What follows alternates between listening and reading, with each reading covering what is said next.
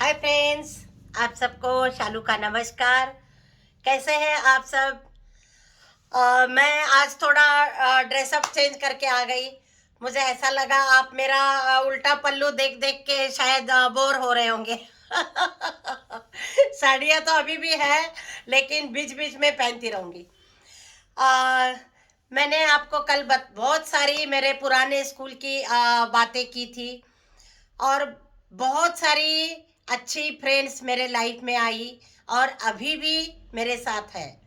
कुछ आगे पीछे एक सहेली का, अनुजा का फोन आया और उसने बताया मैं हम तो 91 में मिले थे, लेकिन मुझे ऐसा उसको देख के लगता है कि हम जब से छोटे थे तब से ही मिले हुए हैं। मिलना जुलना ये सब चलता रहता है। 91 में अनुजा आई थी, लेकिन 1-2 साल का ही फर्क था मेरे और उसके ज्वाइनिंग में। नहीं, 5 साल का फर्क था। लेकिन वो अभी तक सारी फ्रेंड्स, करुणा सैनी थी हमारे, वो आर के पुरम से आती थी। सब मतलब इतना कोई एज का वो नहीं रहा, मैं उन सबसे बड़ी थी, लेकिन हम इतना एंजॉय किया लाइफ को, वो अभी तक नहीं भूल सकते। करुणा सैनी अभी विदेश में है, ऑस्ट्रेलिया में है, लेकिन वहाँ से वो फ़ोन करती रहती है, मैसेजेस है। और अनुजा ने एक ग्रुप बनाया और उस ग्रुप का नाम सरगम लिखा है। तो वो सरगम ग्रुप में हम सब फ्रेंड्स आपस में मिलते जुलते रहते हैं, बातें होती रहती है, हंसी मजाक होता है, और कभी कभी जोक्स है। तो लाइफ बहुत अच्छे से चल रही है फ्रेंड्स के साथ। अब 1987 की मैं आपको एक बात बताना चाहती हूँ। घर में लाइफ चल रही थी, बिजी लाइफ ही थी, सर्विस, घर का काम। मेरी आई 1974 में, मेरी शादी के बाद वो कभी भी दिल्ली नहीं आई थी, कभी भी। कितने साल देखिए, 74 से लेके 87 तक। तो उसके बाद इन्होंने भी बोला तुम्हारे आई बाबा को बुला लो बुला लो। तो हमने फोन करके उनको मतलब बुला ही लिया, लेटर किया। आई कभी इतना दूर का सफर उसने किया नहीं था, लेकिन मेरी आई 87 में दिल्ली आ गई। मेरे ख्याल से अक्टूबर का महीना था। नहीं, अक्टूबर नहीं, अगस्त का महीना था, अगस्त सितंबर का महीना था। और उन दिनों में वो मेरी आई बाबा आ गए, दिल्ली आ गए, और मुझे इतनी खुशी हो गई, बहुत ज़्यादा, बहुत ही ज़्यादा। तो मतलब आई मेरे घर पहली बार आई थी, तो इतना अच्छा लगा आई बाबा को देख के। पूरा हम दोनों ने मिलके parliament, old secretariat, India gate, Qutub Minar, पूरा दिल्ली दर्शन उनको कराया। हम खुद ही चले जाते थे उनके साथ।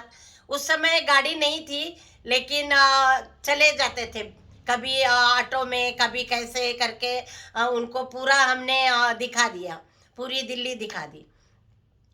तो आई इतनी खुश हो गई थी देख के। वो कहती थी शालू तो अकेली सफर मत करना, दिल्ली बहुत बड़ी है। मैं कहती थी मैं नौकरी कर रही हूँ आई, अभी मुझे घर के बाहर जाना ही है। बहुत भोली थी, बहुत अच्छी थी आई मेरी।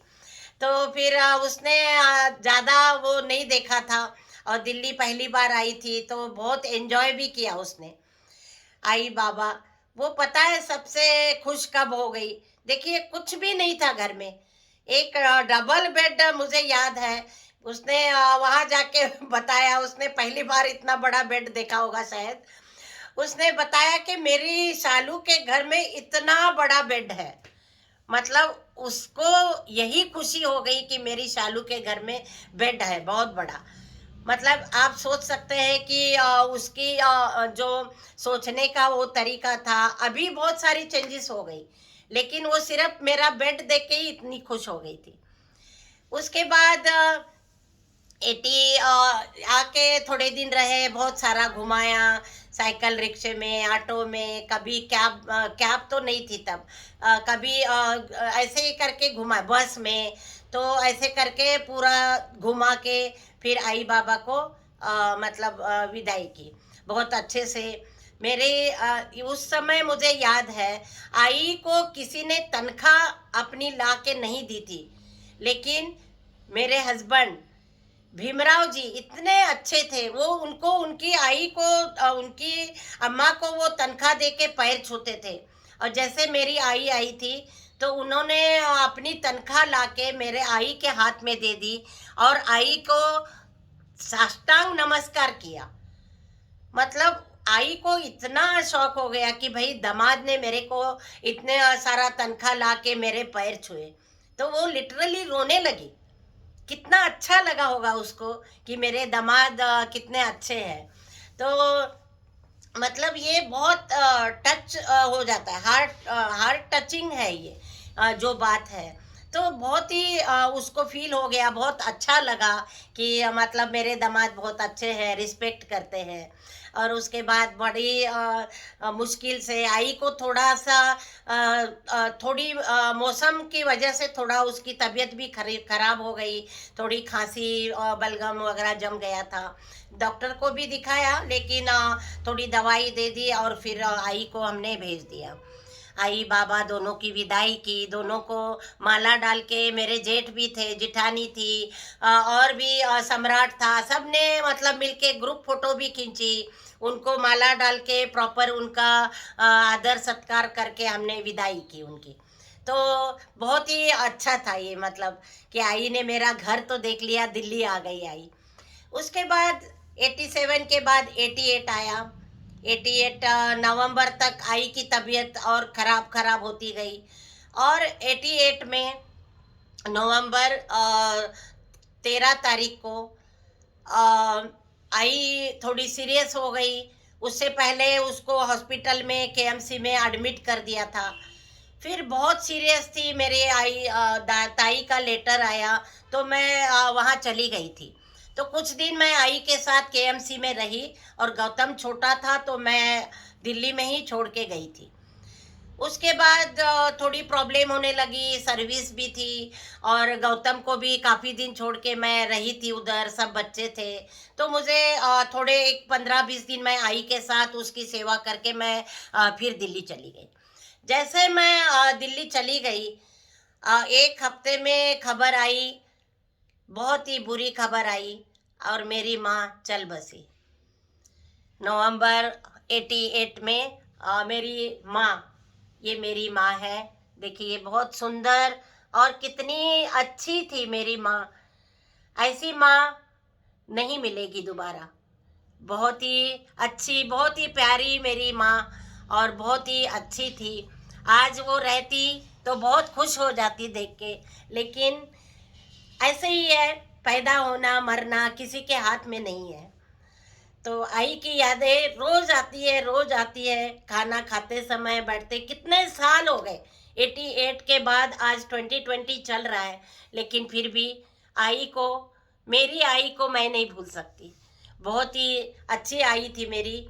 और ऐसे ही जीना मरना है, लगातार चलता रहेगा, जब तक रहे अच्छे से रहे, प्यार से रहे। तो 88 में फिर मेरे जेठ जी ने बोला कि शालू को अभी मायका नहीं रहा और शालू मतलब अपने आप को बहुत अकेली महसूस करेगी। मायका मायका मतलब मेन है कि पेरेंट्स होने चाहिए, और जहाँ माँ नहीं होती है वहाँ मायके का कोई वो नहीं होता। तो जहाँ माँ होती है, बाबा होते हैं, इंतज़ार करते रहते हैं मेरे बच्चे आएंगे, साथ में रहेंगे, लेकिन वो टाइम मेरा ख़त्म हो गया और मैं फिर खानापुर आना जाना भी बहुत ही कम हो गया उसके बाद। तो बहुत ही दुख के साथ आज मैं अपनी कहानी ख़त्म करती हूँ। कल फिर मिलेंगे और फिर 88 के बाद फिर क्या हो गया मैं आपको कल बताऊंगी। तब तक के लिए नमस्ते, सबका धन्यवाद।